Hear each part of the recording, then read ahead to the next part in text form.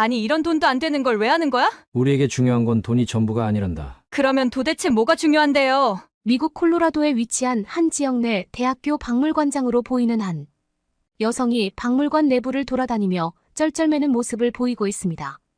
그런 그녀의 발밑에는 박물관의 보관 유물들과 유물들을 보관하는 유리관들이 처참히 깨져 있는 것도 모자라 박물관 외부의 창문마저 깨져 있어 스산하기만 한데요.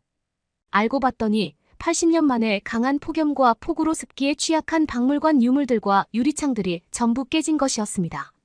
자신의 눈앞에 펼쳐진 상황에 당황하던 그녀는 어딘가로 전화를 걸게 되고 약 1시간 뒤 5명의 한국인 남성들이 박물관에 나타나는데요. 과연 이곳에서는 어떤 일이 있었는지 자세히 알아보도록 하겠습니다. 안녕하세요. 미국의 작은 도시 콜로라도에서 대학교에서 역사학을 가르치는 교수이자 박물관을 운영하고 제니퍼라고 합니다. 미국에는 수많은 지역 박물관과 국립박물관이 존재하고 있지만 그 중에서도 저와 같은 젊은 여성이 대학교 자체 내의 교수 겸 박물관장을 담당하고 있는 경우는 거의 찾아볼 수가 없는데요. 그도 그럴 것이 제가 담당하고 있는 덴버 박물관은 저뿐만 아니라 저희 부모님께서 하시던 교수직과 박물관장 직을 대대로 물려받아 계속된 지역 박물관의 운영을 담당하고 있는 경우이기에 미국의 그 어떤 박물관보다 더욱 특별하다고 할 수 있습니다. 하지만 제가 박물관장이 되고 난 이후 저희 덴버 박물관은 다른 미국의 박물관에서는 전혀 볼 수 없는 하나의 특색이자 장점이 새롭게 생기게 되어 최근 들어서는 저희 박물관의 인기가 더욱 많아지고 있는데요. 그리고 이러한 특별한 장점이 생기게 된 이유에는 덴버 박물관 근처에서 살고 있는 한국인 분들의 지혜가 매우 크게 작용했어요. 저는 미국의 도시 중에서도 다소 가난한 사람들이 모여있는 콜로라도의 작은 마을에서 태어났습니다. 콜로라도의 작은 지역 박물관을 공동으로 운영하시던 저희 아버지와 어머니께서는 다소 특이한 직업이라고 할 수 있는 박물관장의 운영을 담당하기는 하셨지만 그렇게 큰 돈은 벌 수 없었기 때문에 저희 집은 언제나 가난한 상태를 유지하고 있었죠. 하지만 부모님께서는 할아버지 때부터 물려받은 덴버 박물관의 운영에 대해서 늘 자부심을 가져오셨지만 어째서인지 어렸을 때 저에게는 그런 부모님의 모습이 어리석기만 했습니다. 왜냐하면 어쨌든 박물관의 수익을 직접 받고 관리하는 지자체가 따로 있는 상태에서 저희 부모님은 그저 박물관의 전체적인 운영이나 티켓 입장을 도와드리는 역할만 하셨기 때문에 아무리 운영을 열심히 하셔도 진짜로 이득을 보는 사람은 따로 있었기 때문이죠. 부모님께서는 일주일 중 단 하루도 쉬는 날 없이 아버지와 어머니가 서로 번갈아가며 교대를 하시면서 박물관의 운영을 이어나가셨고 거기서 벌어들인 돈들로 유일한 딸인 저만은 박물관의 운영을 물려받지 않길 바라시며 저희 학업에 많은 돈을 투자하셨습니다. 어렸을 때부터 부모님께서 밤낮 없이 새벽에도 출근하시는 모습을 보고 자라왔던 저는 당연히 나는 절대 박물관 운영을 물려받지 말아야겠다라는 생각마저 자리 잡을 정도였죠. 하지만 그때까지는 전혀 몰랐습니다. 지역 박물관을 직접 운영하는 것에 얼마나 다양한 지식이 필요하고 또 막중한 책임감이 필요한지 말이에요. 그렇게까지 부모님께서 고생하시는지 어렸을 때 저에게는 전혀 예상할 수 없는 일이었습니다. 하지만 매일 밤 더운 미국의 여름을 보낼 때마다 에어컨과 선풍기를 가동할 돈조차 없어 저에게 늘 더우면 찬물로 씻고 창문 열라는 잔소리를 하셨던 부모님의 모습은 가난이 미치도록 싫었던 저에게는 그저 황당한 모습이었죠. 그리고 점점 시간이 지나 제가 학교를 졸업할 나이가 되어갈수록 저는 부모님께서 일을 하고 계시는 박물관 운영의 일을 볼 때마다 돈도 안 되는 일을 왜 그렇게 하냐며 잔소리를 하게 되었습니다. 그럴 때마다 부모님께서는 지역 마을의 유물이나 역사적 기록물들을 지키기 위해서는 결국 누군가는 해야만 하는 일이라면서 저보고 그런 말은 하지 말라고 하셨지만 저는 그럴 때마다 답답한 부모님의 모습이 참 싫었어요. 그런데 어느 날 저희 마을에 까무잡잡하고도 건강한 피부를 가진 한국인 아저씨들과 한국인 가족분들이 이사를 오셨습니다.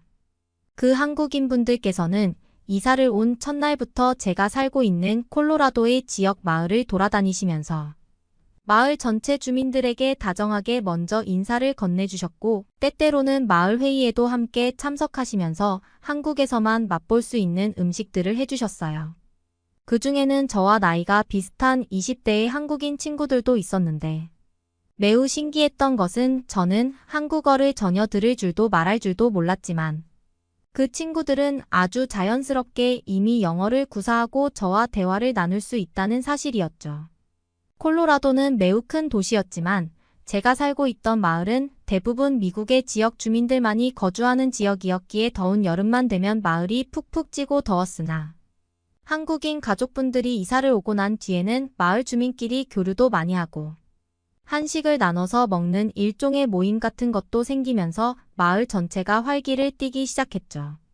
특히 한국인 아저씨분들은 저희 마을의 자랑이라고 할 수 있는 덴버 박물관에 매우 큰 관심을 보이시면서 시간이 날 때마다 박물관 내부에서 조용히 구경을 하시거나 박물관 주변의 쓰레기들을 치워주시는 봉사활동까지 해주셨기에 저는 더더욱 그 한국인 분들에게 호감이 생기게 되었습니다. 박물관의 전체적인 운영을 담당하고 계시던 저희 부모님께서도 한국인 분들이 마을에 오고 난 뒤에는 무언가 마을이 활기를 띠면서도 한국인 가족분들이 다른 도시의 친구들까지 함께 박물관으로 데려와서 박물관의 티켓 매출이 많이 올랐다면서 그분들에게 너무나 감사한 마음을 보이시기도 하셨죠. 그런데 어느 날 아버지께서는 저녁 식사를 하던 중 갑자기 눈이 잘 보이지 않는다면서 극심한 두통을 호소하시더군요. 제가 살고 있던 콜로라도에서는 한번 병원을 방문하려면 꽤 많은 거리를 차로 이동해 병원을 방문해야만 했기에 아버지께서는 그저 집에 있는 간단한 감기약만 드시고서는 아마 괜찮아질 거라며 잠이 드셨고, 저는 어째서인지 그런 아버지를 보면서 불안한 마음이 들더군요. 그리고 아니나 다를까 아침에 눈을 뜬 순간 아버지께서는 눈을 뜨고 있는데도 앞이 잘 보이지 않는다며 거실 바닥에 주저앉고 말았고 곧바로 기절하셨습니다. 폭우가 굉장히 많이 오던 날이었기에 저는 급하게 자동차에 시동을 걸고 콜로라도에서 그나마 큰 병원으로 어머니와 함께 향하게 되었지만 병원에 도착했을 때에는 이미 아버지의 상태가 너무나 좋지 않은 상황이었죠. 뇌압이 너무 올라간 것이 중요 원인으로 보인다는 진단을 내려주시던 의사분께서는 이제부터라도 더운 날씨에 박물관으로 출근하는 일은 그만두어야 된다는 말과 함께 고령의 나이가 되어버린 아버지에게는 뇌압이 더욱 상승하게 되는 원인일 것이라며 당장 일을 그만둬야 된다고 말씀하시더군요. 아버지와 함께 출근해서 공동으로 박물관을 운영하고 계시던 어머니께서도 혹시나 하는 마음에 뇌압과 관련된 검사를 받았고 아버지만큼은 아니었지만 이제부터라도 일을 쉬고 건강을 챙겨야 된다는 좋지 못한 진단을 똑같이 받게 되었습니다. 결국 저희 가족은 하루아침에 부모님의 직업을 잃게 되는 황당한 가족이 되어버린 것이죠. 박물관의 전체 실적과 운영을 담당하는 콜로라도 지자체에 부모님의 몸이 안 좋아서 당분간 운영을 보류해야 될 것 같다고 얘기했지만 콜로라도 대학교에서는 무슨 말도 안 되는 소리냐면서 부모님의 자식인 저보고 운영을 대신하라는 다소 강경한 모습을 보이더군요. 박물관 운영을 물려받기 싫어서 지금껏 생각도 안 하고 살아왔었는데 하루아침에 부모님 대신 박물관을 운영해야 된다고 생각하니 극심한 두통이 몰려왔지만 저에게는 어떠한 선택권도 존재하지가 않았습니다. 눈이 보이지 않는 아버지께서는 병상에 누워 계신 채로 저에게 마지막 부모로서의 부탁이라며 박물관의 운영을 물려받기를 제안하셨고 그러한 아픈 아버지의 모습을 보니 눈물이 나면서도 참 답답한 마음이 들더군요. 그렇게 저는 어머니와 약 일주일의 인수인계 기간을 가진 뒤 덴버 박물관의 박물관장을 물려받을 수 있었습니다. 그렇게 크지 않은 지역 박물관답게 5명 남짓한 청소 담당 직원들과 회계 관리를 해주시는 1명의 직원들만 있었기 때문에 어렸을 때부터 부모님께서 운영하시는 것을 어깨 넘어 간접적으로 보아오던 저는 별다른 어려움 없이 박물관의 운영을 이어나갈 수 있었죠. 하지만 점점 박물관장으로 근무를 하게 되면서 저의 눈에는 지금까지 부모님께서 운영해 오시던 방식이 다소 마음에 들지 않는 문제들이 보이기 시작하더군요. 수익의 문제가 아닌 콜로라도만이 가지고 있는 각종 유물의 가치와 정보를 알리기 위해서는 많은 관광객분들이 와야 했지만 어째서인지 덴버 박물관은 아무런 홍보가 되지 않아 박물관 근처의 지역 주민들을 제외하고는 그 어떠한 관광객도 오지 않는 점이 큰 문제였습니다. 또 다른 것은 박물관의 전체적인 시설이 너무 낡아 있어서 정말 언제 무너질지 모르는 느낌이 들 정도로 건물 전체가 노후화되어 있었죠. 이왕 박물관장을 담당하게 된 저는 어느 정도 부모님에게 자랑스러운 모습을 보여드리고 싶었고 그렇게 박물관 사무실에 앉아 머리를 싸매고 운영에 관한 많은 생각을 하게 되었습니다. 그러던 어느 날 저희 마을에 이사를 왔었던 한국인 친구들이 제가 박물관장을 물려받았다는 소식을 듣고 박물관으로 놀러 오더군요. 저는 너무나 고마운 마음에 한국인 친구들에게 박물관 근처의 식당에서 음식을 대접했고 제가 가지고 있는 박물관 운영의 어려움도 털어놓게 되었습니다. 그런데 그중 한 한국인 친구가 SNS 홍보를 하면 어떻겠냐는 말과 함께 자기가 가지고 있는 SNS 계정들로 박물관에 홍보를 해보겠다면서 잠깐 기다려보라고 말하더군요. 그리고 약 2개월 뒤 저희 박물관에는 상상하지도 못할 일들이 일어나기 시작했습니다. 그 한국인 친구의 홍보 효과 때문인지 저희 박물관은 소박하고 아름다운 박물관으로 이름을 알리기 시작했고 특히 미국에 있는 많은 한국인 분들이 직접 방문하시게 되면서 홍보 효과는 더욱 커져만 나갔죠. 저는 한국인 친구의 도움이 너무나 고마웠습니다. 그런데 박물관의 운영에 자부심을 느끼고 행복한 나날을 보내던 어느 날, 박물관에는 하나의 충격적인 사고가 발생하고 말았죠. 미국 뉴스에서는 80년 만에 기록적인 폭염이라면서 노인이나 어린이들은 외출을 삼가해 달라는 역대급 폭염 경고가 방송되고 있었고 그러한 폭염의 여파가 박물관에도 피해를 발생시키고 말았던 것입니다. 폭염 소식을 듣고 박물관에 도착했을 때에는 아무런 보온 장치와 냉방 장치도 없는 노후화된 박물관의 외벽. 유리가 폭염을 견디지 못해 전부 깨져 있었고 박물관 내부에서 보관 중이던 각종 유물들도 폭염을 견디지 못해 전부 변형이 생기거나 깨져버린 상태였죠. 말 그대로 박물관 내부는 지구 종말이라도 온 것처럼 엄청난 더위와 함께 대부분 유물이 깨져 있었습니다. 한 번도 겪어보지 못한 상황에 책임을 져야 되는 박물관장으로서 도저히 방법이 떠오르지 않았고 결국 저는 차디찬 박물관 바닥에 주저앉아 오열하고 말았죠. 그렇게 유리창도 다 깨져 더운 열기가 들어오는 박물관에서 1시간이 넘게 멍해 있을 때 한 통의 전화가 저에게 오더군요. 그 전화는 한국인 친구의 전화였습니다. 친구는 몇몇 사람들이 박물관 입구에 왔는데 문이 안 열린다는 말과 함께 무슨 일이 있냐면서 물어보았고 저는 폭염으로 유물마저 깨져버린 처참한 박물관 상황을 친구에게 얘기해 주었습니다. 제 말을 한참 듣고 있던 친구는 잠깐 기다려보라는 말과 함께 전화를 끊었고 약 10분 뒤 박물관으로 5명의 한국인 아저씨들과 친구들이 도착했어요. 엄청나게 큰 대형 물탱크를 들고 오신 한국인 아저씨분들께서는 저에게 박물관의 설계 지도를 달라고 요청하셨고 저는 어안이 벙벙한 상태로 설계 도면을 넘겨주고 그저 아저씨들의 조언대로 얼어버려 깨진 유물들을 치우고만 있었죠. 다행히 콜로라도 지자체의 도움을 받아 깨진 유물들은 전문 복원 기사에게 보내졌지만 앞으로의 폭염에 박물관이 견딜 수 없다는 큰 문제가 남아 있었습니다. 그런데 한국인 아저씨분들은 콜로라도 지자체 분들을 불러달라고 요청하셨고 저는 대체 아저씨들이 무슨 일을 꾸미는 것인지 예측조차 하지 못한 채 미국 지자체 직원들을 불러들였죠. 한참을 지자체 직원과 대화를 나누시던 한국인 아저씨분들께서는 다짜고짜 박물관 바닥의 타일들을 전부 뜯기 시작하시더군요. 그리고 그것에 맞춰 나머지 아저씨분들은 박물관의 유리 보관대를 전부 들어서 밖으로 옮기기 시작했습니다. 한 한국인 아저씨는 저한테 오시더니 지금부터 한국 전통 방식 이용한 대청마루를 박물관 바닥 전체에 깔아주겠다는 말과 함께 전기로 박물관을 시원하게 하는 것도 생각해 보았으나 오히려 차가운 냉풍이 직접 생기는 냉방 장치가 박물관 유물들에 더욱 손상을 끼칠 것 같아서 한국에서 사용하는 대청마루 시스템을 똑같이 박물관에 설치해 주겠다는 말씀을 이어나가셨어요. 알고 봤더니 그 한국인 아저씨분들은 한국에서 전문적으로 바닥 시공업체를 담당해 주시던 인테리어 업자분들이셨습니다. 그리고 박물관의 대청마루 공사는 무려 2주에 걸쳐 실행되었죠. 2주 뒤 모든 공사가 끝나고 아저씨들의 손에 이끌려 공사가 끝난 박물관에 처음 들어갔을 때의 감각을 저는 아직도 잊지 못하고 있습니다.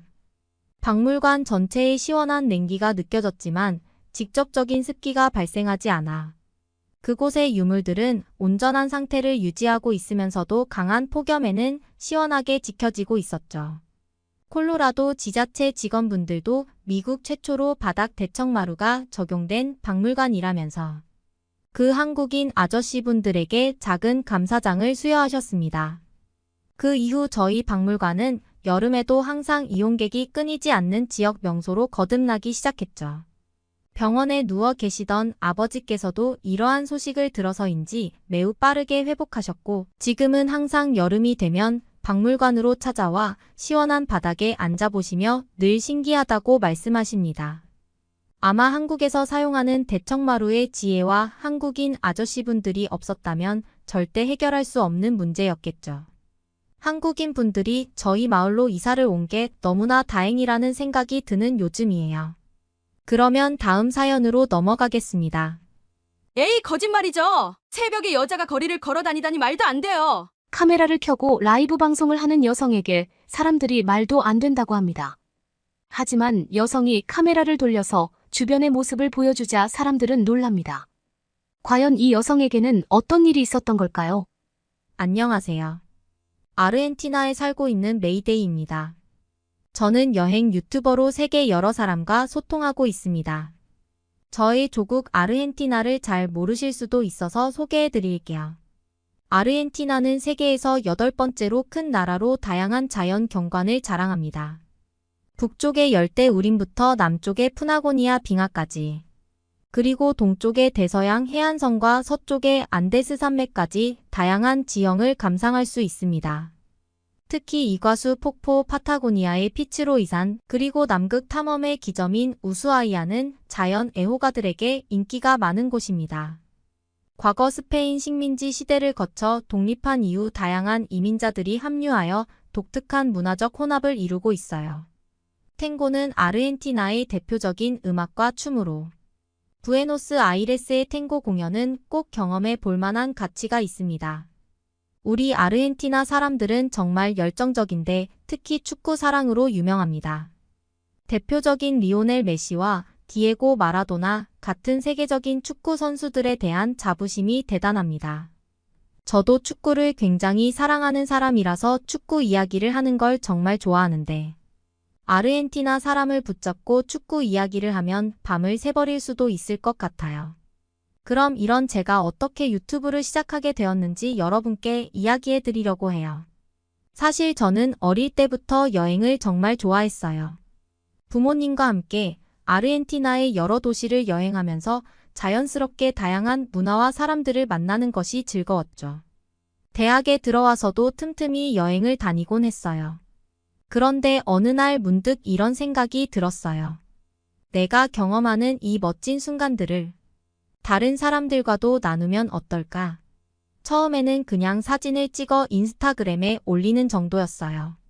하지만 점점 더 많은 사람에게 제 여행 이야기를 들려주고 싶다는 생각이 강해졌죠. 그래서 유튜브 채널을 개설하기로 결심했어요. 제가 처음에 유튜브를 시작했을 때만 해도 그냥 재미있을 것 같아서이기도 하고 아르헨티나의 아름다운 곳을 알려드리고 싶은 마음에서였어요. 위에도 소개했듯이 아르헨티나 하는 땅도 넓고 그만큼 여행할 곳도 많았거든요. 처음에는 카메라 앞에서 말하는 것이 낯설고 어색했지만 시간이 지나면서 점점 익숙해졌습니다. 첫 영상을 올렸을 때는 떨리기도 했지만 친구들과 가족들이 응원해줘서 큰 힘이 되었어요. 제가 처음 올린 영상은 부에노스아이레스에서의 일상이었어요. 평소에 자주 가던 카페, 친구들과 함께한 파티, 그리고 대학 캠퍼스의 모습 등을 담았죠. 영상을 통해 많은 사람이 아르헨티나의 일상을 더 가깝게 느낄 수 있기를 바랐어요. 다행히 많은 분이 영상을 좋아해 주셨고 그 후로도 꾸준히 여행지를 소개하는 영상을 올리게 되었습니다. 가장 기억에 남는 여행은 파타고니아였어요. 그곳의 아름다운 자연 경관을 영상으로 담으면서 제가 얼마나 이 일을 사랑하는지 다시 한번 느낄 수 있었습니다. 물론 힘든 순간도 있었어요. 촬영 장비가 고장나거나 계획했던 일정이 틀어질 때도 있었지만 그런 순간들마저도 제 유튜브 채널을 성장시키는데 큰 도움이 되었어요. 이렇게 유튜브를 통해 제 여행 이야기를 나누면서 전 세계의 많은 사람과 소통할 수 있게 되었습니다. 그리고 더 많은 사람이 아르헨티나의 아름다움과 매력을 알게 되었으면 좋겠다는 마음으로 계속해서 영상을 만들고 있습니다. 저는 영상을 통해서 함께 여행하는 기분을 느끼기 위해서 라이브로 카메라를 켜기도 했어요. 여러 곳을 여행하고 경험한 것을 많은 사람과 공유하면서 소통하는 게 재미있었고 제 구독자분들도 자신도 그 장소에 있는 것 같다고 라이브 방송을 좋아하셨어요. 이렇게 학교와 유튜버의 두 가지 일을 열심히 해가고 있었는데 나 같은 과의 친한 친구들이 한국을 여행 가지 않겠냐고 말하였어요. 사실 아르헨티나에서는 요즘 한류가 엄청나게 유행하고 있습니다. 제가 중학생 때 처음으로 K-팝을 접했는데 그 이후로 한국 문화에 푹 빠져버렸습니다. BTS, 블랙핑크 같은 한국의 아이돌 그룹은 물론이고 한국 드라마와 영화도 정말 재미있게 보고 있는데 요즘은 제 또래의 사람들은 한국 문화를 아주 좋아했어요. 제 친구들 사이에서도 한국어를 배우고 한국 음식을 먹으러 가는 것이 큰 인기를 끌고 있습니다. 이렇게 한국 문화에 관해 관심이 커지다 보니 자연스럽게 한국이라는 나라에 대해 더 알고 싶어졌어요. TV와 인터넷을 통해 보는 한국의 모습도 너무 매력적이었고 그래서 친구들과 함께 한국을 직접 여행해 보기로 결심했습니다. 한국 여행을 계획하면서 정말 설레고 기대가 많이 되는데 제가 좋아하는 K-팝 아이돌의 흔적을 따라가 보기도 하고 한국의 전통 문화와 현대 문화를 모두 경험해보고 싶었어요. 여행 준비를 하면서 한국어 공부도 열심히 했는데 간단한 말 정도는 할 줄 알아야겠다는 생각이었습니다. 여행 중에 찍은 영상들은 제 유튜브 채널에 올릴 계획과 함께 한국에서 라이브 방송도 해야겠다고 준비를 했습니다. 한국을 여행하면서 새로운 모험을 시작할 생각에 정말 두근거렸습니다. 친구 2명이 제 여행에 동행하기로 했는데 BTS를 좋아하는 자미르와 요즘 한창 한국 드라마에 빠져있는 루비루가 함께하기로 했습니다. 물론 혼자도 즐거웠겠지만 친구들과 함께 여행을 하니 너무 든든하고 즐거운 기분이 들었어요. 우리는 아르바이트 하면서 열심히 여행 경비를 마련했습니다. 하지만 한국에 가는 비행기표를 끊는 것부터 우여곡절이 많았습니다. 슬프게도 아르헨티나에서는 한국에 가는 직항이 없었기 때문입니다. 2번이나 비행기를 갈아타야 하는 긴 비행이었거든요. 우리는 아르헨티나에서 멕시코 공항으로 갔고 거기서 다시 로스앤젤레스에 가는 비행기를 탔습니다. LA에서는 공항에서 2시간이나 대기해야 했는데 LA 공항에 대기하는 곳이 좋지 못해서 편하게 있을 수는 없었습니다. 그리고 긴 기다림 끝에 한국으로 가는 비행기를 탈 수 있었어요. 각오는 하고 있었지만 2번이나 비행기를 갈아타는 일은 쉽지 않았습니다. 그리고 거의 24시간이 걸려서 인천공항에 겨우 도착할 수 있었습니다. 제발 한국까지 가는 직항이 생겼으면 좋겠다는 마음이 간절했습니다. 그래도 혼자가 아니라 친구들이랑 같이 와서 지루하지 않게 올 수 있었던 것 같아요. 그런데 한국에 도착하자마자 놀라고 말았는데 인천공항에 내려서 입국 심사를 하는 곳으로 향했는데 줄을 서 있는 사람이 너무 많았습니다. 이미 2번의 환승으로 많이 지쳐있던 우리들은 긴 줄을 보면서 인내심이 바닥나려고 했어요. 그런 생각에 힘들게 줄을 서 있는데 어떻게 된 일인지 줄이 빠른 속도로 줄어들었어요. 알고 보니 인천공항은 디지털화가 잘 되어 있어서 순식간에 QR코드를 몇 번 찍었더니 모든 수속이 빠르게 끝이 나서 우리는 한국의 첨단 시스템에 감탄했습니다. 한국의 대중문화가 대단한 건 알고 있었는데 공항의 과학기술력이 대단하다는 걸 알고는 한국이 선진국이라는 생각에 놀라게 되었어요. 저는 전에 미국으로 여행을 간 적이 있는데 선진국이라는 미국은 입국 심사하는 곳은 적고 디지털화가 되지 않아서 서류를 들고 서서 보여주면서 긴 입국 심사를 해야 했어서 너무 힘들었거든요. 게다가 아르헨티나에서 왔다고 하니 공항 직원들이 얼마나 불친절했는지 생각만 해도 끔찍했습니다. 미국에 왜 왔는지 어디 묵을 건지 꼬치꼬치 물어봐서 마치 제가 죄라도 지은 것 같은 느낌까지 받아야 했어요. 미국에 들어가지도 못하고 돌아가야 할까 봐 무서웠는데 미국에 비해 한국 공항 직원들은 웃으면서 친절하게 대해줘서 너무 좋았습니다. 우리는 빠르게 짐을 찾아서 밖으로 나올 수 있었어요. 밖으로 나오니 인천공항이 얼마나 큰지 다시 한번 실감하게 되었어요. 이렇게 크고 화려한 공항은 처음이라서 우리 3명은 정말 멋지다고 감탄했습니다. 인천공항은 정말 국제적인 크기였고 반짝일 정도로 깨끗한 공항에는 첨단 장비들이 가득했습니다. 제가 한국 인천공항의 모습을 찍어서 영상을 올렸을 때 정말 많은 구독자가 이렇게 좋은 공항은 처음 본다고 했어요.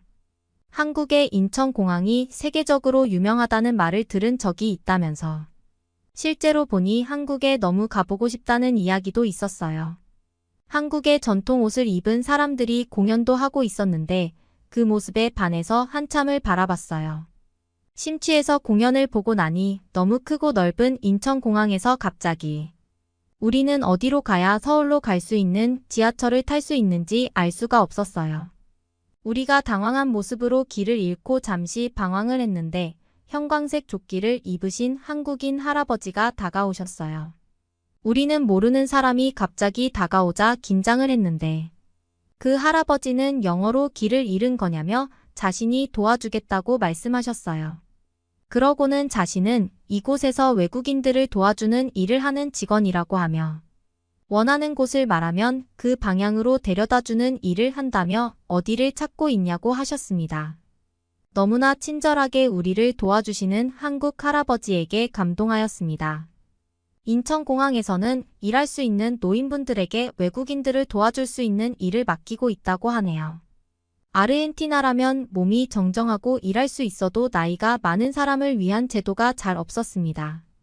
그런데 한국은 어르신을 존중하고 좋은 제도가 있다니 대단하고 부러웠습니다. 한국인 할아버지의 친절한 도움으로 우리는 지하철역에 도착했어요. 편리하게 에스컬레이터를 타고 내려갔더니 지하철역이 바로 나와서 너무 좋았어요. 이렇게 공항과 연결되어 있으면 비가 많이 오거나 눈이 많이 와도 도시로 바로 갈 수 있거든요. 공항에 갇히게 되는 일이 없을 테니 굉장히 효율적인 시스템이라는 생각이 들었습니다. 길 안내에 끝나지 않고 어떻게 티켓을 사는지도 배우게 되었어요. 할아버지는 티켓을 가는 역에 맞춰서 끊을 수도 있지만 교통카드를 사서 금액을 충전해 두면 지하철과 버스에서 모두 사용할 수 있어서 편리하다고 알려주셨어요. 우리에게 하나라도 더 가르쳐 주려고 노력하는 할아버지의 친절한 도움을 받고 나니 한국이 이렇게 빠르게 선진국이 될 수 있었던 것이 한국 사람들의 부지런한 노력 때문이 아닐까 합니다. 한국이 참 부러워지는 순간이었어요. 해외여행을 가서 친절한 사람을 만나는 게 정말 힘든데 저와 친구들은 할아버지에게 몇 번이나 감사하다 인사를 했습니다. 우리는 교통카드를 개찰구의 기계에 찍은 후에 지하철로 내려갔습니다. 지하철역은 너무 깨끗하고 스크린도어가 있어서 안전하게 보였습니다. 지하철역에는 약에 취한 노숙자나 이상한 사람도 없었고 지하철역의 모니터에서는 언제 지하철이 오는지 시간까지 다 표시되어 있어서 항공이 승객을 생각하는 마음이 느껴졌습니다. 아르헨티나의 수도 부에노스아이레스에도 지하철이 있는데 1913년부터 운행되는 100년이 넘는 역사 깊은 지하철이었습니다. 물론 새롭게 보수를 하였지만 오래돼서 그런지 지하로 내려가는 계단도 좁고 역도 낡았거든요. 그리고 지하철역도 그렇게 많지 않았고 노선도 적었는데 한국의 노선도를 보니 서울 시내 곳곳을 거미줄처럼 연결한 많은 역이 있어서 놀라웠어요. 그래서 한국의 지하철역이랑 아르헨티나의 지하철역이 비교되었습니다. 지하철에 탔는데 지하철도 너무 깨끗하고 오래된 지하철이 아니라 새로운 지하철이라는 걸 알 수 있었어요. 가장 놀라운 건 좌석도 넓고 통로도 굉장히 넓었어요. 아르헨티나의 지하철도 요즘은 최신 열차로 바뀌어서 많이 좋아졌지만 통로가 사람 한 명이 지나갈 만큼 좁았어요. 지하철의 모니터에서는 우리가 지금 어느 역에 있는지, 다음 역은 어디인지도 보기 좋게 표시가 되었습니다.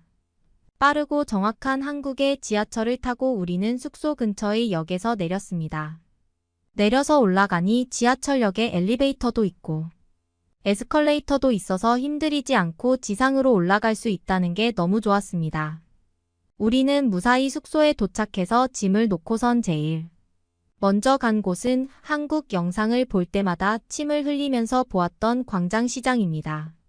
광장시장은 한국의 전통시장인데 고급스러운 쇼핑몰도 좋았지만 저는 다른 나라를 여행할 때는 시장을 많이 가는 편이에요. 그 나라 사람들의 삶을 엿볼 수 있는 장소라고 생각하거든요. 광장시장은 한국적인 음식들이 굉장히 많았는데 아주 작은 생선을 볶은 음식이 있었는데 가게 주인에게 이게 뭐냐고 물어보니 멸치볶음이라고 했습니다. 중간중간 가판에서 음식을 파는 곳이 있었는데 간장게장이라는 걸 비닐로 된 장갑을 끼고서 먹는 외국인의 모습도 볼 수 있었어요. 광장시장에는 관광객들이 굉장히 많았습니다. 그래서 그런지 시장 곳곳에 다양한 외국어로 쓰여 있는 안내문도 많이 있었어요. 호떡이며 닭강정, 탕후루 등 손에 들고 먹을 수 있도록 간식이 팔고 있어 너무 맛있어 보였습니다. 넓은 시장 안은 다양한 한국적인 음식과 상품으로 가득 차 있었고 사람들의 웃음소리와 상인들의 호객 소리가 어우러져 활기찬 분위기가 느껴졌습니다. 시장 안을 걷다 보니 매콤한 냄새가 코를 자극했는데 그 냄새는 바로 우리가 광장시장을 온 목적이었어요. 바로 떡볶이를 먹어보기 위해서였는데 이곳도 가판대에 음식을 팔고 있었는데 우리는 의자에 앉아서 떡볶이와 김밥을 주문했습니다. 가게 아주머니는 친절한 미소로 맛있게 먹으라고 말해줬고 저는 한국말로 감사합니다 라고 말했어요. 떡볶이의 빨간색이 선명하게 눈에 들어왔고 찐득한 소스가 떡과 어우러져 있었습니다. 처음 한 입을 먹었을 때 매콤하면서도 달콤한 맛이 입안 가득 퍼져나갔습니다.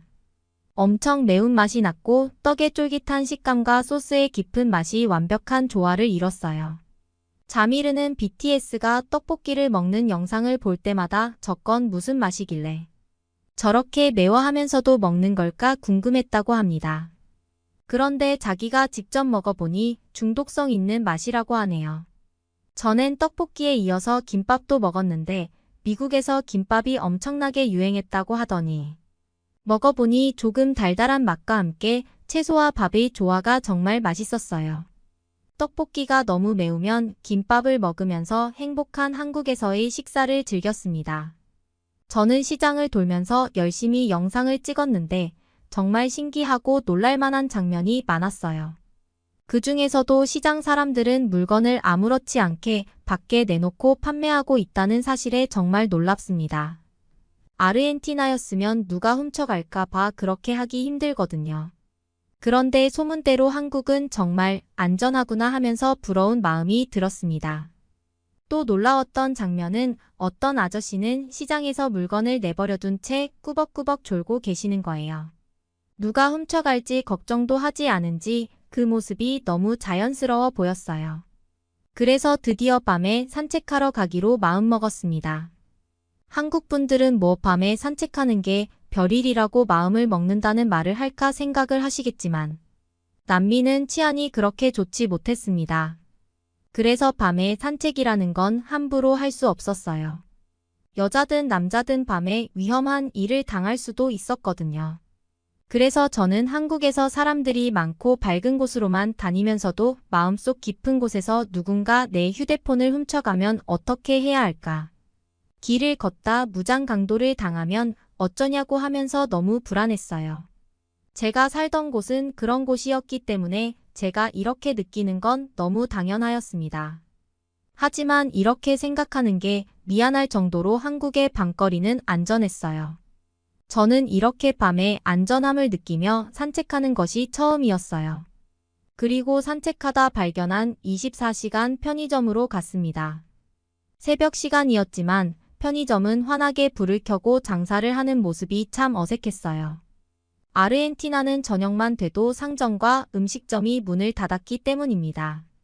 그뿐만 아니라 제가 여행 간 나라에서는 이런 곳이 없어서 가게가 닫기 전에 음식이나 물을 사두지 않으면 저녁과 아침에 음식이 없어 낭패를 보기도 했는데 한국은 언제라도 필요한 게 있으면 편의점에 가서 물건을 살 수 있다니 정말 좋아 보였습니다. 저는 카메라를 켜고 라이브 방송으로 편의점에서의 모습을 보여줬어요. 우리는 편의점을 구경하러 가서 물도 사고 간식과 얼음컵과 비닐팩, 음료도 샀습니다. 한때 유튜브에서 한국 편의점에서 산 얼음컵에 음료를 담아서 마시는 영상이 엄청 유행을 하였거든요. 편의점은 간편하게 먹을 수 있는 음식과 과자뿐만 아니라 생필품도 있었어요. 치약과 칫솔, 볼펜이나 양말 같은 것도 팔고 있어서 신기했어요. 그리고 저는 편의점이 신기해서 촬영하느라 정신이 없었는데 갑자기 카메라가 저를 툭툭 치더니 어떤 곳을 가리켰어요. 저는 그쪽을 바라보고선 너무나 놀랐습니다. 편의점에서는 진통제나 감기약 같은 간단한 의약품도 팔고 있었어요. 여행 중에 갑자기 아프게 되면 약국을 찾기도 힘들고 약국이 안 하는 시간이나 주말이면 쉽게 의약품을 사는 것도 어려웠는데 한국은 편의점에서 의약품을 살 수 있다니 정말 놀라운 나라였습니다. 여행자의 입장에서도 24시간 편의점은 너무 좋은 곳이었습니다. 사람들은 실시간으로 한국의 편의점을 보여주자 너무 신기했고 한국에 가면 꼭 편의점에 들려야겠다고 했어요. 편의점에서 현금을 내고 거스름 돈을 받은 후 밖으로 나와 숙소를 향해서 걸어가고 있었는데 뒤에서 누가 급하게 다가오는 소리가 들렸어요. 저는 괜히 밤에 나왔다는 생각이 들었고 너무 무서워서 소리를 지를 뻔했어요. 그런데 뒤돌아보니 아까 편의점의 점원이었고 그 사람은 한국말로 뭐라고 이야기했어요. 한국말을 조금 아는 루비루가 돈 계산이 잘못됐다는 것 같다고 했어요. 그래서 다시 편의점으로 갔는데 아까 받은 잔돈보다 더 많이 돈을 내주는 것이었습니다. 제가 한국 돈에 안 익숙해서 몰랐는데 알고 보니 꽤 큰 지폐를 냈더라고요. 다음 날 밤에는 버스를 타고 한강공원을 가보기로 하였어요. 한국의 버스 정류장은 조명이 밝게 켜져 있었고 상단의 모니터에서는 언제 버스가 오는지 모두 표시가 되었습니다. 곧 버스가 왔고 교통카드를 찍고 버스를 탔습니다. 버스도 참 깨끗하고 내릴 때 누를 수 있는 버튼이 커다랗게 있는 게 신기했습니다. 그렇게 버스를 타고 한강공원에 도착했는데 한강공원에는 곳곳에 산책로가 있었고 그곳을 한국 사람들이 즐겁게 걷고 있었어요. 그리고 산책로에는 밝은 조명들이 많이 있어서 환하게 비추고 있었어요. 밤인데도 어두워서 무서운 느낌이 아니고 산책하기 좋게 되어 있었습니다. 가족들이 같이 나와서 산책하는 모습은 너무 화목해 보였고 나이가 드신 분들도 건강관리를 열심히 하셨는지 젊은 사람들 못지않게 빠른 걸음으로 운동하시는 모습도 인상 깊었어요. 한국은 산책로 주변에 CCTV가 많이 보여서 더더욱 안전해 보였어요. 저희는 즐겁게 한강공원을 산책하다가 갑자기 루비루가 화장실을 가고 싶다고 해서 당황했어요. 나오기 전에 미리 갔어야지 이런 공원에 화장실이나 제대로 있을지 알 수 없었어요. 하지만 생리적 현상을 어떻게 할 수 없잖아요. 그래서 우리는 조심스럽게 공중화장실을 찾아다녔는데 다행히도 가까운 곳에 화장실이 있었습니다. 하지만 엄청 지저분하겠지 하면서 화장실로 갔는데 이게 어떻게 된 일인가요? 한국의 공원에 있는 공중화장실은 너무 깨끗한 것입니다. 그냥 깨끗하기만 한 게 아니라 깨진 곳도 없고 조명도 환하고 무려 공중화장실에 비데까지 설치되어 있었습니다. 화장실이 너무 청결하다는 것은 물론이었고 칸마다 휴지도 충분했고 손을 씻을 수 있게 비누도 준비가 되어 있었어요. 그리고 손을 씻고 나서 바람으로 손을 말릴 수 있도록 기계까지 모든 것이 완벽했습니다. 아르헨티나에서 공중 화장실도 잘 없거니와 더러운 건 기본이고 돈을 받는 곳도 많았어요. 저는 한국이 진정한 복지강국 같아 보였고 세계 어딜 가도 이렇게 깨끗하고 잘 유지된 공중화장실이 무료이기까지 한 곳이 거의 없다는 사실을 알고 있었습니다. 정말이지 한국에서 여러 번 놀라게 되네요. 저와 친구들은 여러 가지 경험을 해보면서 한국과 사랑에 빠졌습니다. 여자가 혼자 여행해도 안전한 나라는 한국이 유일할 거예요. 저는 한국의 이런 모습을 열심히 영상을 찍어서 유튜브에 올리고 있어요. 아르헨티나 사람뿐만 아니라 남미의 많은 나라 사람들이 이 모습을 보고 놀라고 있어요. 한국에서 찍은 영상 덕분에 놀라운 수의 구독자가 생겼어요. 세계적으로 한국에 대해 관심이 많아서 그런지 많은 사람들이 제 영상을 봐주셨어요.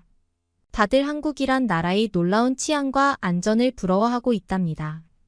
저는 아직도 한국 방방곡곡을 여행 중인데 서울뿐만 아니라 부산과 속초를 다음 여행 장소로 잡고 있습니다. 한국의 아름다운 모습을 열심히 찍고 있는데 이러다가 골드 버튼을 받을지도 모르겠다는 생각이 들 정도로 제 한국 여행 영상들이 인기가 많이 있네요. 시청하시는 분들이 한국의 구석구석을 알고 싶어 하셔서 여행을 하는 게 즐겁습니다. 그러면 다음 사연으로 넘어가겠습니다. 아니, 아시아 선진국은 일본이라니까? 한국은 후진국인 거 알잖아. 내 말 믿고 한 번만 한국 가보자, 제발. 일본이 더 좋은데 한국을 꼭 가야겠냐고 한 여성이 말을 합니다. 그 친구인 듯한 여성이 한국을 꼭 한번 가보자고 부탁하네요. 안 가봐도 한국보다는 일본이 당연히 좋은 게 사실 아니냐고 합니다. 그런데 그렇게 말하던 여성은 한국 공항에 도착하자마자 경악합니다. 과연 이 여성에게는 어떤 일이 있었던 걸까요? 안녕하세요.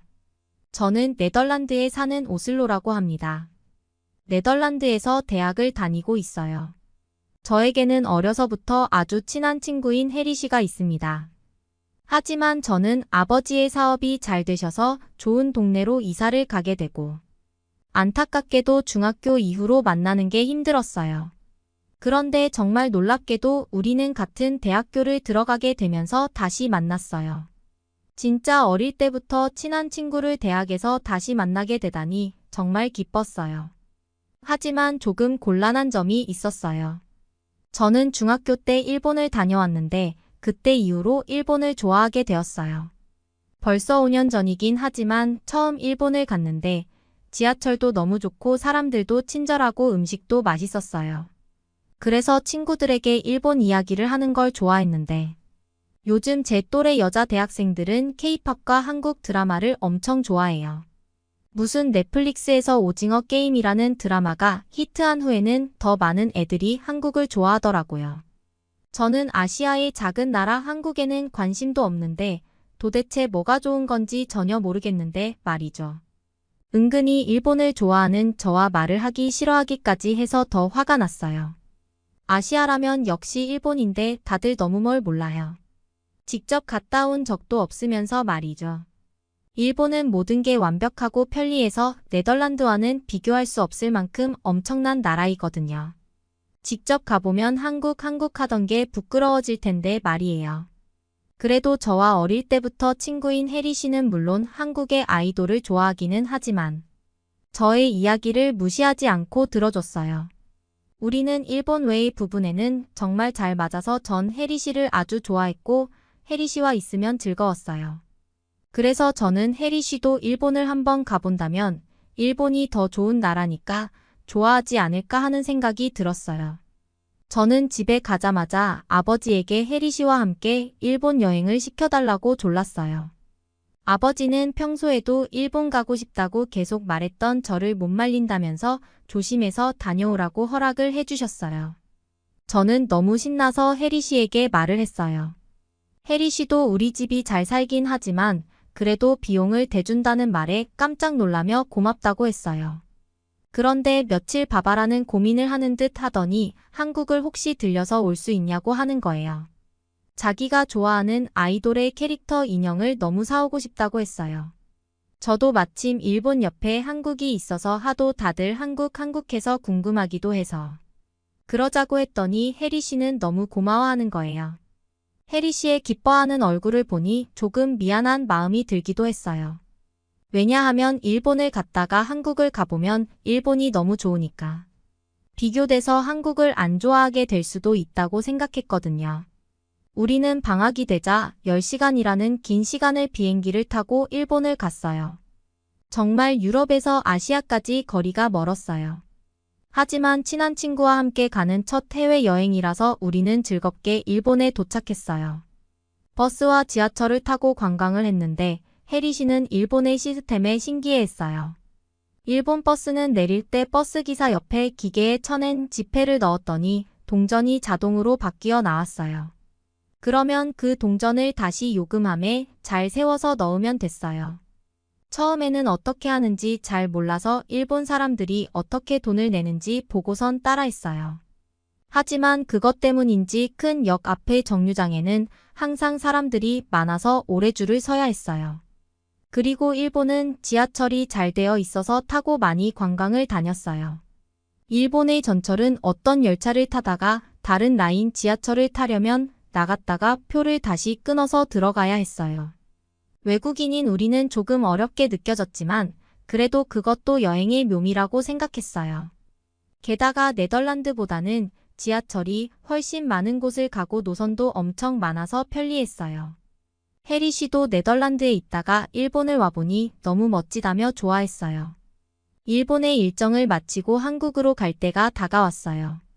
혜리 씨는 일본이 이렇게 좋은데 자신 때문에 한국에 가게 되어 미안하다고까지 했어요. 저는 그 말에 기분이 좋았지만 다음에 기회가 되면 또 일본에 와서 놀면 된다고 말해주었어요. 그렇게 우리는 일본을 떠나서 한국 인천공항으로 가게 되었어요. 별 기대감 없이 한국 인천공항을 도착하자마자 큰 충격을 받았어요. 화장실에 들렀는데 저는 이곳이 공중화장실이라는 사실에 놀라움을 금치 못했습니다. 어떻게 이렇게 깨끗하고 좋은 향기가 나고 조명도 밝은데 비데까지 갖춰져 있는 화장실이 공중 화장실이라니 충격적이었어요. 입국장을 나가서도 한국은 공항 안내를 도와주는 로봇이 있어서 이곳은 미래 세계에 온 걸까 하는 생각까지 할 정도였습니다. 정말 크고 아름다운 공항이라서 인천공항을 보자마자 한국이 선진국이라는 걸 느낄 수 있었습니다. 공항이 너무 밝고 깨끗했어요. 일본 공항은 깨끗하기는 했지만 뭔가 오래된 느낌이 있었거든요. 일본 공항이 옛날 같다면 인천공항은 미래의 새로운 세상 같은 느낌이었어요. 입국 심사를 하러 갔는데 일본에 들어갈 때는 사람도 많고 처리도 느려서 한 명 한 명 입국 심사를 하는데 엄청나게 오래 걸렸는데 한국에서는 편리한 시스템으로 순식간에 줄이 줄어들었어요. 그저 QR코드 스캔을 한번 하는 것만으로 순식간에 한국에 입국할 수가 있었어요. 일본에서는 짐이 나오는 것만도 한참이나 기다려서 겨우 찾을 수 있었는데 인천공항은 나갔더니 저희 짐도 다 나와 있어서 너무 편리했어요. 그리고 밖으로 나가기 전에 화장실을 갔는데 화장실이 너무 깨끗한 거예요.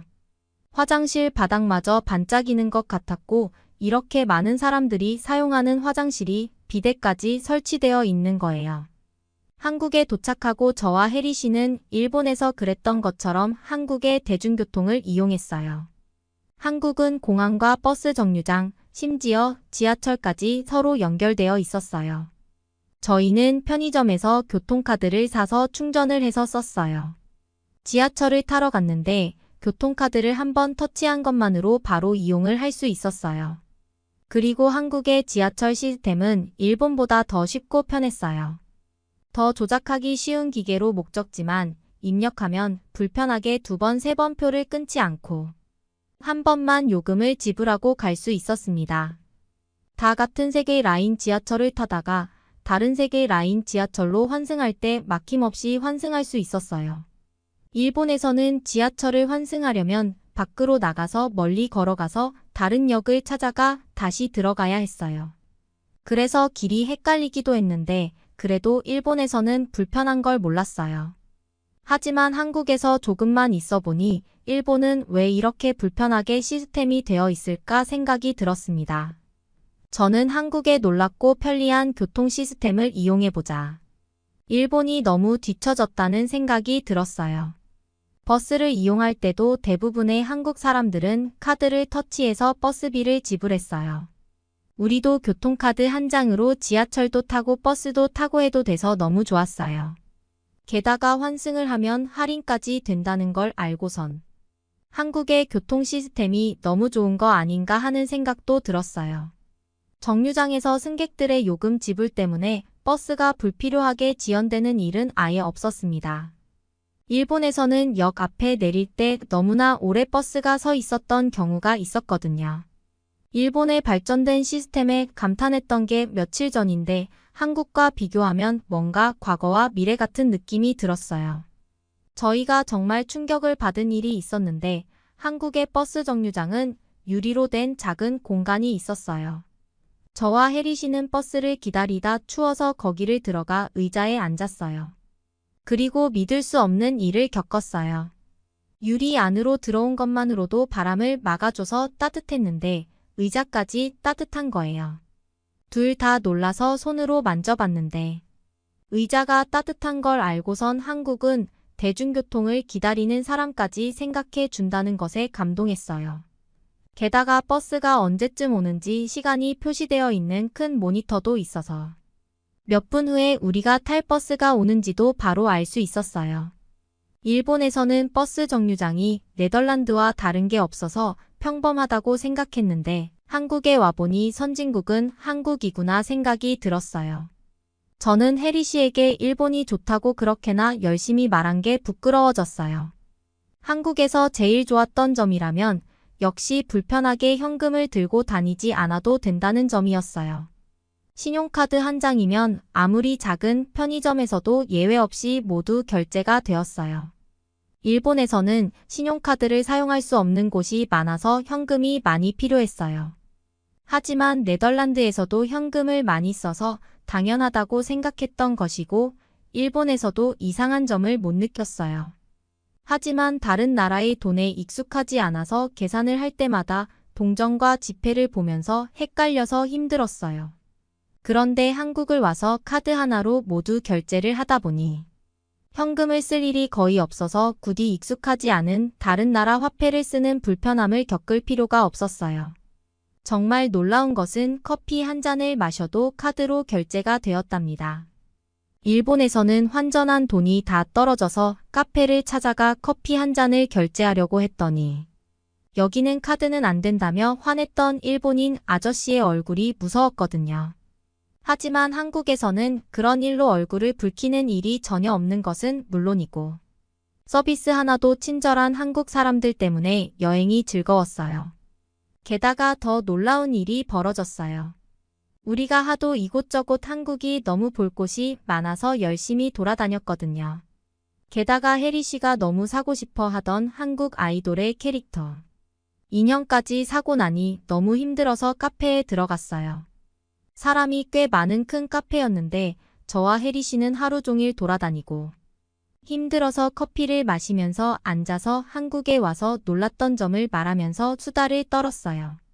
그렇게 저희는 수다를 떨다가 가장 놀란 곳은 무인 아이스크림 판매점이라는 곳이었습니다. 사람이 지키고 있어도 도둑이 들기 일수인 다른 나라들을 생각해보면 무인으로 무엇인가 판단하는 것 자체가 신기하고 놀라운 일이었어요.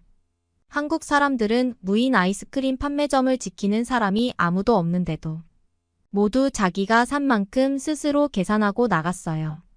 진짜 아무도 훔쳐가는 사람이 없나 궁금해서 저는 계속 카메라로 판매점을 찍었거든요. 그런데 한국 사람들은 정말 정직해서 그 모습을 보고 한국의 시민의식에 다시 한번 놀랐습니다. 그렇게 우리는 또 다시 한참 돌아다니다가 목이 말라서 디저트를 먹으러 가자고 했어요.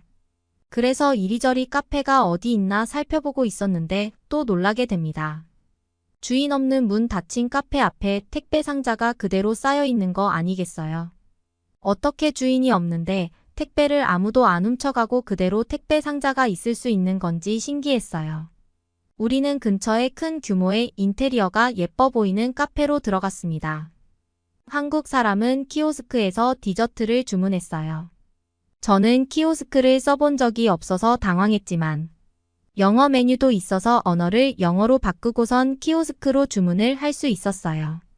그냥 클릭 몇 번 하고 카드를 넣어달라고 해서 카드를 넣고 계산했더니 주문이 되었는데 너무 편리했어요. 그리고 스크린에 우리가 주문한 번호가 뜨자 우리는 디저트를 받아올 수 있었습니다. 테이블에 앉아서 디저트를 먹으면서 주변을 둘러보는데 이게 어떻게 된 일인가요? 많은 한국 사람이 노트북을 가지고 자리에 앉아서 공부하거나 일을 하고 있었어요. 그냥 한국 사람들의 평범한 일상이 좋아서 주변을 구경하고 있었는데 저는 놀라운 장면을 발견하고 말았습니다.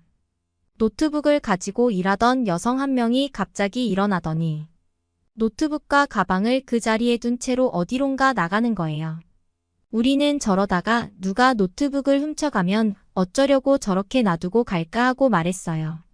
그런데 몇십 분 후에 여성이 돌아왔는데 상점에서 무엇인가 사서 돌아오는지 쇼핑백을 들고 있었어요. 그리고 그때까지 노트북과 여성의 가방은 그 자리에 그대로 있었어요. 이 여성뿐만 아니라 주변에 노트북으로 공부를 하던 사람들도 노트북을 놔둔 채로 자리를 뜨는 걸 볼 수 있었습니다. 이 장면을 보면서 한국 사람의 정직함과 시민의식은 정말 인상 깊었어요. 이 모습을 찍은 영상을 올렸을 때는 사람들이 거짓말하지 말라, 저 노트북과 가방은 조금 후면 없어졌을 거다, 짜고선 조작한 거 아니냐 등등의 댓글이 올라왔고 엄청난 논란을 일으켰어요. 저는 제 눈으로 보고도 믿을 수가 없었으니 다들 못 믿는 것도 이해가 갔습니다. 남미였으면 들고 가다가도 핸드폰이나 노트북을 빼앗기는 일도 많았거든요. 저와 친구들은 며칠간 한국을 여행하면서 한국이 정말 안전한 나라라는 생각을 하게 되었어요. 그 후 숙소로 돌아가려고 지하철로 가서 교통카드를 꺼내려고 하는데 해리 씨가 캐릭터 인형이 든 종이 가방과 핸드백을 카페에 두고 왔다는 걸 그때서야 알았어요. 너무 당황하고 놀랐어요. 그 사람 많은 카페에 핸드백을 두고 오다니 이미 누군가가 가져갔을 거라는 생각에 절망감이 들었어요. 그래도 혹시 몰라서 카페에 들어가서 우리가 앉았던 자리로 갔는데 이미 다른 사람이 앉아 있었고 역시 거기에는 해리 씨의 핸드백과 종이백이 없었어요. 그 안에 돈이며 카드, 핸드폰까지 들어 있었는데 그게 없어졌어요. 게다가 겨우 산 아이돌 캐릭터 인형인데 너무 슬퍼하며 해리 씨는 눈에 눈물이 고이는 거예요. 저도 어쩔 줄을 몰라서 눈물이 날 것 같았어요. 그런데 그때 카페 점원이 다가오더니 혹시 여기 앉으셨던 분이냐고 물었어요. 제가 맞다고 하자 어떤 손님이 빈자리에 핸드백과 종이백이 바닥에 떨어져 있더라며 자신에게 맡겼다는 것이었어요. 그리고는 해리 씨에게 간단한 확인을 하더니 핸드백과 종이백을 돌려줬어요. 저는 정말 놀랐어요. 네덜란드였다면 이미 제 핸드백은 누군가 훔쳐가고 없었을 텐데 이걸 주어서 점원에게 맡기기까지 했다니.